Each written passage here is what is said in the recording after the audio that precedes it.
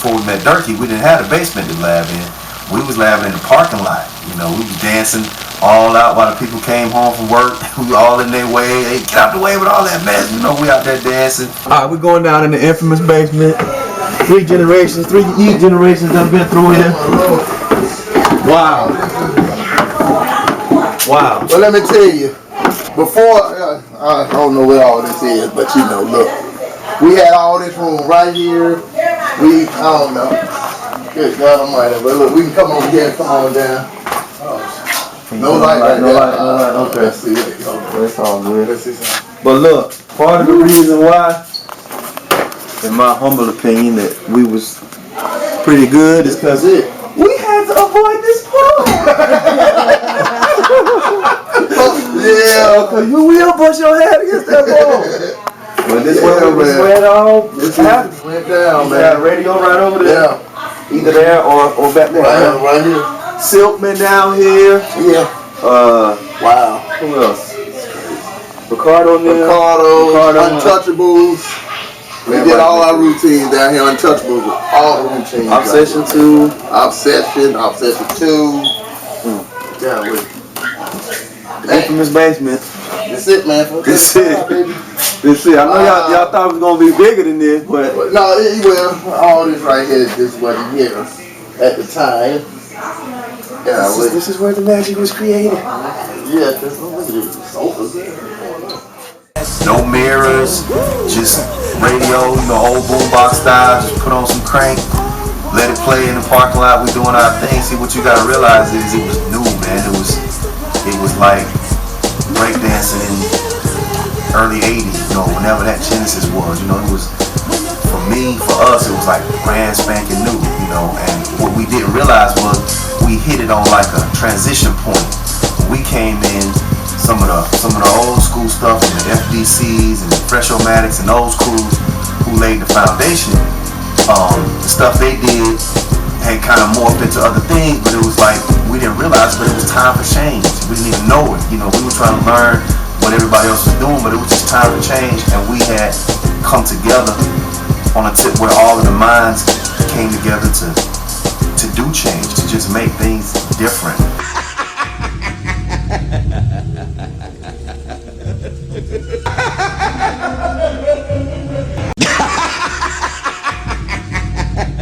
Gentlemen, let's broaden our minds. Lawrence?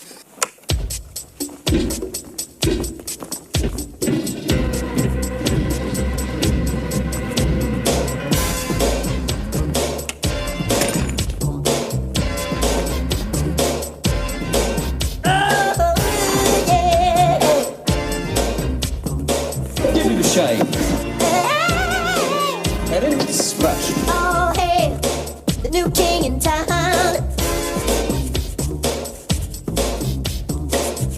Young and old, gather round. Give me some dance to it.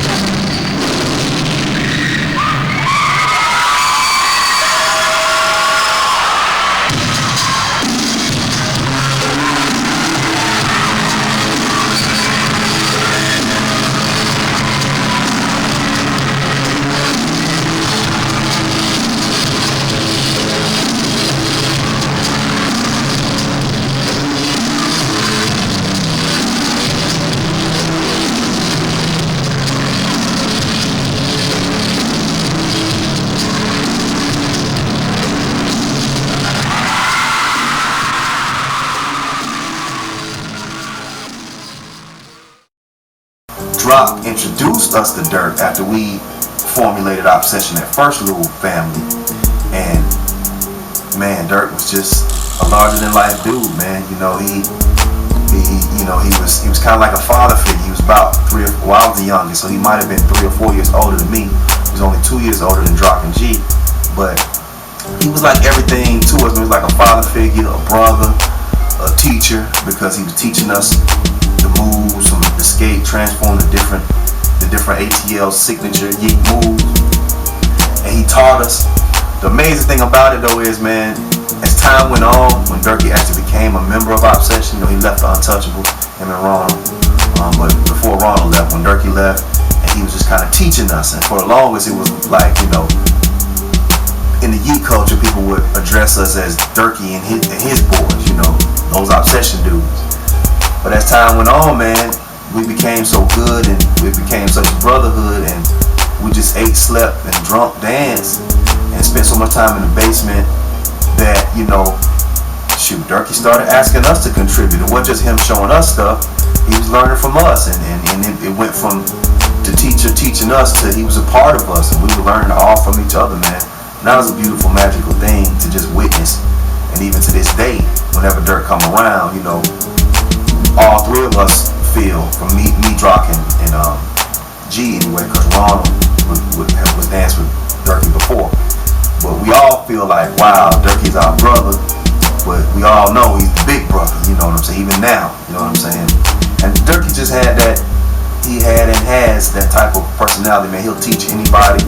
A lot of people in this culture feel like they have a move or they develop a routine or whatever, and they don't want to share it with nobody. When it comes to choreography and stuff like that, I can understand that, because you don't want people getting paid off of what you did, whatever.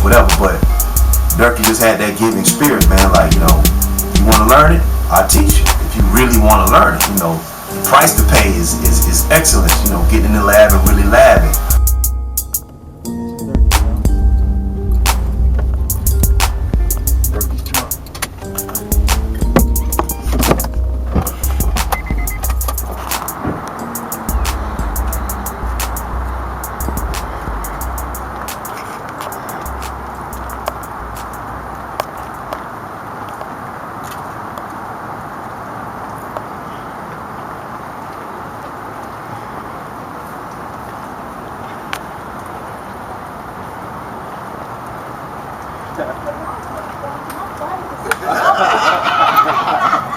What's happening?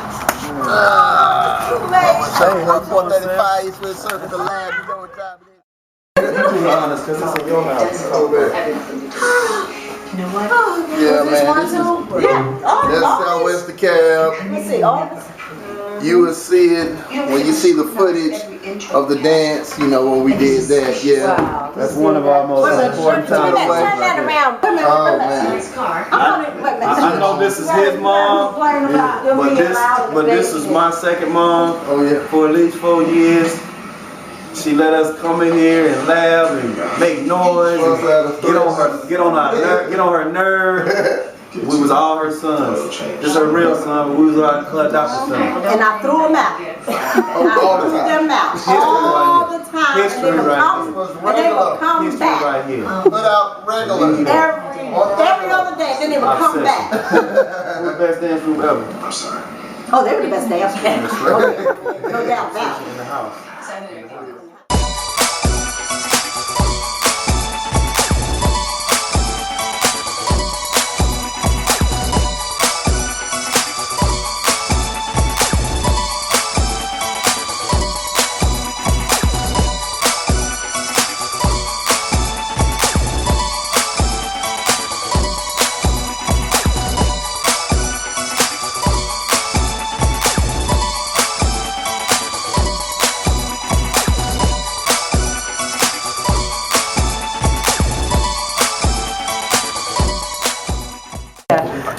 I'm gonna put them straight on blast. I know you were gonna say that. These two Negroes came to me and was like, "Come here, Kool-Aid, we know he's your boy and all that, but he gonna have to leave.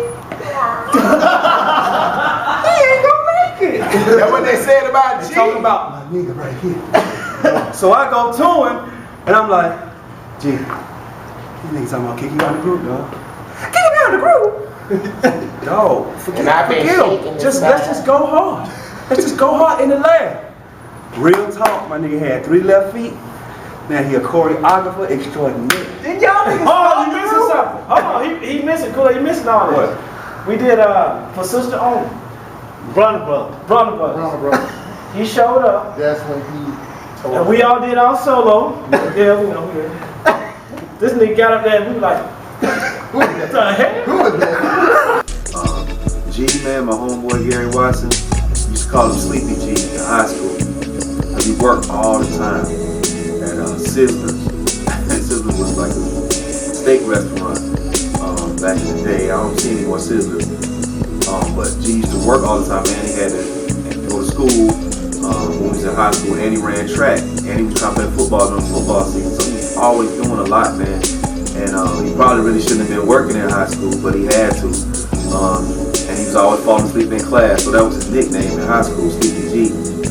But when we first started dancing, man, you know, G, you know, not trying to say nothing bad about him, but you know, he kind of had 2 left feet at first. You know, he could do a dance move like any black person, I guess, you know, because we just got rhythm in us, but he wasn't really on that flair level, you know. It was hard for him to get certain things, but because he was my homeboy, and because we really started the group coming from the little high school fraternity over to Obsession, he was just automatically a member. But when I met Drock Innovative Style, then met Dirky, and Dirky already coming from Untouchables, he already got the swag and everything popping. We learning everything from him. Then Ronald coming from Untouchables, it was like a dream team of real dancers. You know, I just was naturally talented. My dad was Morris Brown, drum major back in the day. You know, he was really the first drum major, first real superstar drum major they had. They went to the Davidson's Macy's Thanksgiving parade. They were the first one to take Morris Brown to that parade. You know, so outside of the music, my dad was a legendary drum major in his own right. You know, so the moves just was in me. My mom used to roller skate. My mom could dance. So it's kind of in me. So G was like the little man on the totem pole. So when I think of G, okay, this is the story. This is what happened. You know, people was kind of when we started to make a name for ourselves, especially when Dirky got in the crew. You know, people were like coming to Drock and Dirky saying, you know, hey man, you know, y'all homeboy man, the light skinned dude, you know, man, he ain't really on the same level with y'all, man. Y'all boys be doing it, y'all be getting it, man. Y'all taking it somewhere else, man. He kind of dragging behind, man. People, you know how people do, take it to the side, pop a little something in your ear, whatever. And it started affecting Drock and Dirk. Nobody came to me like that because they knew me and G was homeboy. And if they said that to me, I'm just going to defend him and be like, man, get out my face. You know what I'm saying? So Drock and Dirky came to me kind of on the slide without G around, like, hey, man, we might need to let G go out the group. So me back then, you know, I hate to admit it, but I was a bit of a hothead back then. You know, I kind of snapped on Drock and Dirk like, man, y'all gonna tell me kicking my homeboy out the group? Ain't nobody kicking G out the group. Dirk being calm and smooth, you know, me and Drock used to clash sometimes. You know, you gotta take some fire and I gotta say this because I'm proud of it. We ain't never traded blows. We done got this close several times. But I gotta say, without disagreement, it's never no. That's right. Yeah. That's gotta be disagreement to be agreement. I mean, but it was always like, it was like that. You know, that's what made us. You got 5 different heads. It was a challenge. It was challenging for us because if I told him no, then that means that I had to come with something. You understand what I'm saying? Instead of just saying no out of pride and nigga, you know, I want to show you in charge. It was never that way. It was more so like, okay, we just look for the best for the group. What was the best for the group? Dirk being calm and smooth, like, look, man, ain't nobody saying he ain't your boy. We ain't saying we got love for him. But man, you know, we doing shows. We starting to get better and better. This new thing might turn into money for us. You know, hey man, I mean, if he ain't cutting the mustard, he ain't cutting the mustard. And just the way Dirk delivered it, I had to eat it. You know, I wanted to be mad about it, of course. But just listening to reason, I was like, dang. So in my head, I'm like, what do I do? You know, just go and tell my homeboy we started this group. Go tell him he's not a member of the group. It's kind of like a CEO of a company. Once it go public, you know, and you get a board of trustees, they can vote you off. You know, even though you were the beginning, you were the owner. You know what I'm saying? So it was kind of like that, and I was like, man, how do I bring this to G? So after really going over it in my mind and kind of losing sleep about it, man, I just went straight up, and I was like, look, man, Dirk and Drock talking about they want to kick you out of the group. So at first he reacted like, what? How you gonna kick me? We started this group, Carl. I said, I know, man. And after explaining it to him like Dirk explained it to me, and just kind of a moment of silence where we both really just kind of, it sunk into us like, dang, you know, this really could happen. Because in my mind, I'm like, how am I gonna go dance with Dirk and Drock and G not there? I didn't even want to think of that, you know. And then, you know, but I could not tell him what Dirk and them said, because then it's gonna be like split, you know. We're gonna have two obsessions, you know what I'm saying? So I just went to him, man, and I was like, G, look, man, let's just get in the lab. Let's just lab as hard as we can, dog. Let's just come up with two mans, because back in the day, me and G was known for a lot of two mans, you know. G danced with Carlos, then with IJC, but I tell Carlos all the time, I was like, me and G was the first two man. You know, we used to go to Sharon and you know, different sensations, different type of clubs back in the day. Man, we had two mans for days. Just two man routines where we used to eat Vaughn and pop up and eat everybody up with our two mans, you know. So we went in the lab, man, and just started labbing hard. And you know, I don't even know if G ever really addressed it verbally to Drock and Dirk. I don't even know if he ever even said anything like, how y'all gonna kick me out of the group, whatever. He just got quiet, man, and just went in the lab. And over time, Drock and Dirk and me couldn't deny. It's like, man, he getting better. I think our debut, his debut really coming out the show, he was getting on the next level. We did a show at the Colony Square Hotel downtown Atlanta. We danced in the middle of this little modeling session that they had. I think they were modeling clothes and different stuff. Some little function they had down there. And some kind of way we got a gig down there where we danced at Colony Square. And you know, back then the whole format was you do your routine together as a group, and then you do solos. You know, everybody focus on their solos and do solo individual routines or whatever.